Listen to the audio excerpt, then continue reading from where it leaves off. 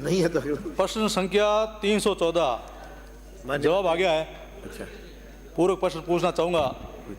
पहला पूरक प्रश्न है, क्या सरकार राशन विक्रेताओं को कमीशन की बजाय गुजरात राज्य की तर्ज पर मासिक मानदेय देने एवं राशन विक्रेताओं को 2 किलो प्रति क्विंटल सीज देने का विचार रखती है?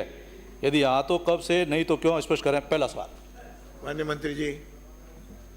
माननीय अध्यक्ष जी, मैं शेरगढ़ से आने वाले माननीय सदस्य को बताना चाहूँगा कि अभी मानदेय का भी सरकार का विचार नहीं है, पर माननीय मुख्यमंत्री जी ने बजट घोषणा में जो उचित मूल्य दुकानदार है उनका लगातार मांग आ रही थी कि उनका कमीशन बढ़ाया जाए, तो उनका कमीशन को 10% बढ़ाकर 137 रुपये से 150 रुपये 70 पैसे कर दिया गया है।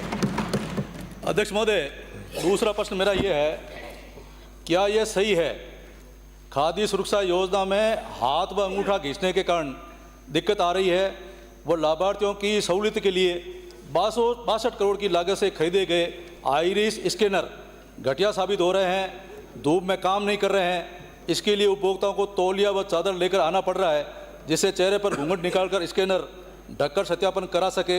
यदि हाँ तो सरकार इसमें क्या कारगर उठाना चाहती है, स्पष्ट करें।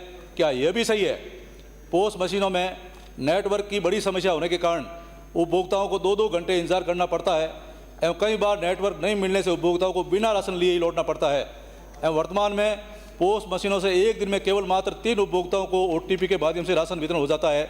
यदि हाँ तो सरकार नेटवर्क संबंधी समस्या का समाधान करने और जिनके फिंगरप्रिंट नहीं आ रहे हैं उनको OTP के माध्यम से राशन वितरण करने का विचार रखती है, स्पष्ट करें। माननीय मंत्री जी। माननीय अध्यक्ष जी, माननीय सदस्य को धन्यवाद देना चाहूँगा, उन्होंने गंभीर विषय सामने लेकर आए।